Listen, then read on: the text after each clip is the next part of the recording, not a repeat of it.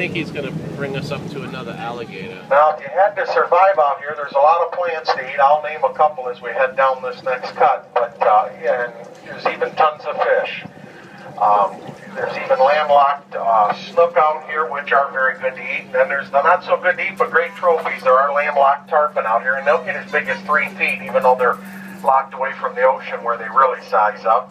We have lots of catfish, bluegills, brims, tilapias, even all kinds of largemouth bass, peacock bass, and even have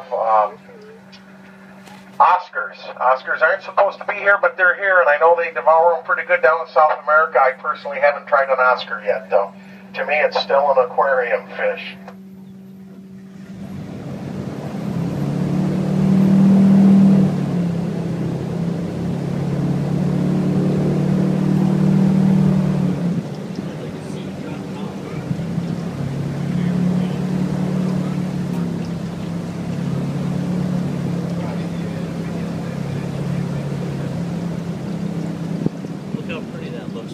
This little hole here on your left is the home of a little alligator named Ginormous. He was here all day yesterday till my last tour when a big 6-foot gator known as Bubba Grump came in here. And as big ego as Ginormous has, he didn't seem to be a match for Bubba Grump. While we were all looking at him, Bubba Grump came up and I didn't see Ginormous since.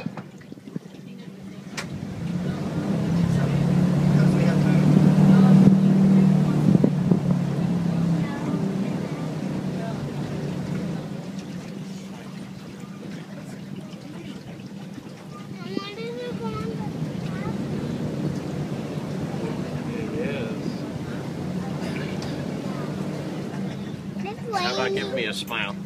Look.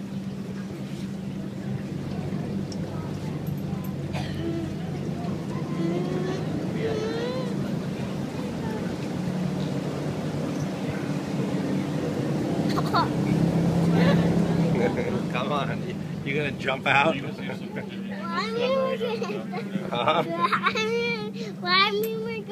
Okay, I wish he would have popped up, but he didn't pop up, and he knows the sound of these airboat motors, so if he's in the area and he's not sleeping on the bottom, he'll pop up. But I guess hey, we call him in nap jumping time. out? Alright, we'll see what we can see as we head down this next canal.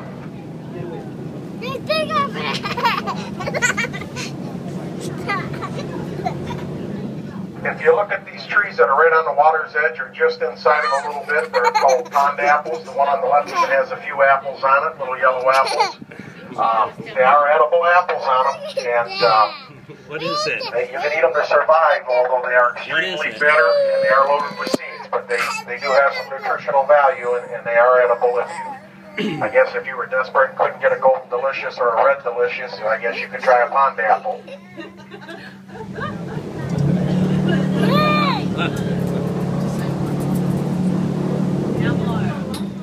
The taller trees on the left-hand side of the bank up at the top up there, those are known as gumbo limbos. They are native to South Florida and many other tropical regions. They're a pretty unique tree. They have an extremely good root system, very solid trunk, strong main structure. The outer branches are extremely weak, so when a hurricane or a big windstorm comes through, those outer branches break off pretty easy, allowing the wind to go ahead and blow through the trees. So when the hurricane is passed, the gumbo limbo is still standing, and trees being trees gets right back to the business of growing again.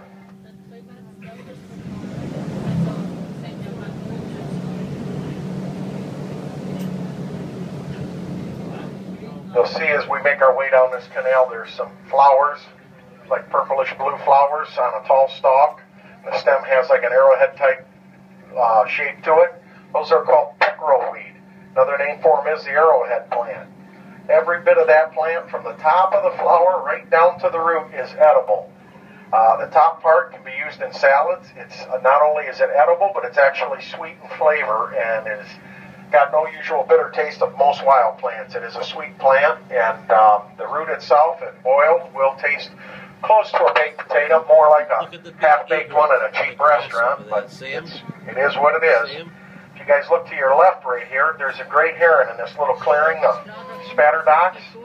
That's a smaller one, but it's You see him? probably one of the most efficient hunters out here in the Everglades. That is the tallest bird in the American Everglades with a wingspan just short of the American bald eagle. It is probably the #1 predator of alligators, as it lays its eggs a few weeks before the alligator does.